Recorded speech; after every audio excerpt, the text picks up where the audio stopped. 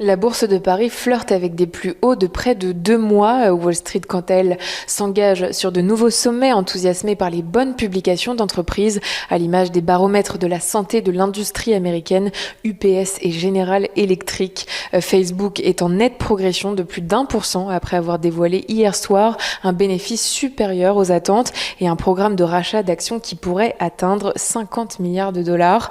Alphabet et Microsoft dévoileront leur trimestriel dans la soirée.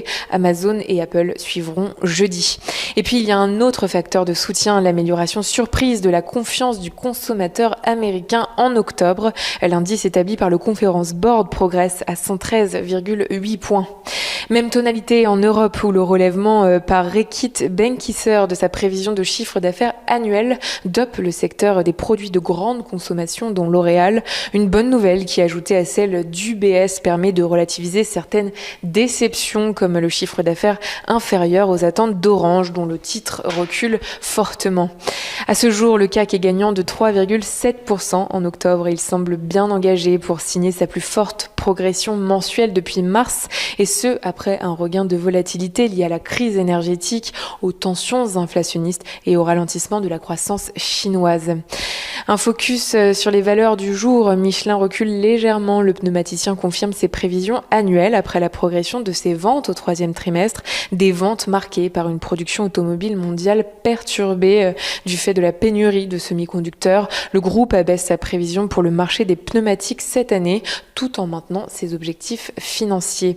L'équipementier Faurecia est en hausse. Le groupe a fait état d'une baisse de 10,4% de son chiffre d'affaires au troisième trimestre, pénalisé par le recul de la production automobile du fait de la pénurie persistante de puces électroniques. Thales avance, le groupe confirme ses objectifs pour 2021 alors que son activité a reculé au troisième trimestre du fait d'une base de comparaison défavorable.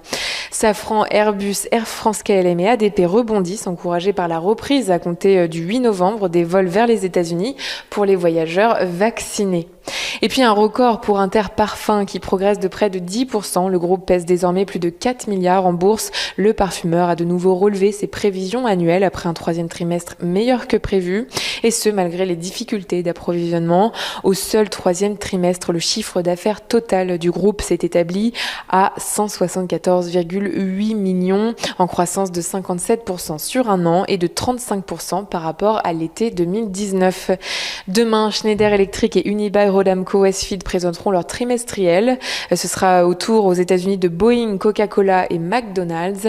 À 14h30, nous prendrons connaissance aux États-Unis du déficit commercial de septembre, des chiffres de commerce de gros et des commandes de biens durables du même mois. Et puis à 16h30, il y aura les stocks hebdomadaires de pétrole selon le département de l'énergie.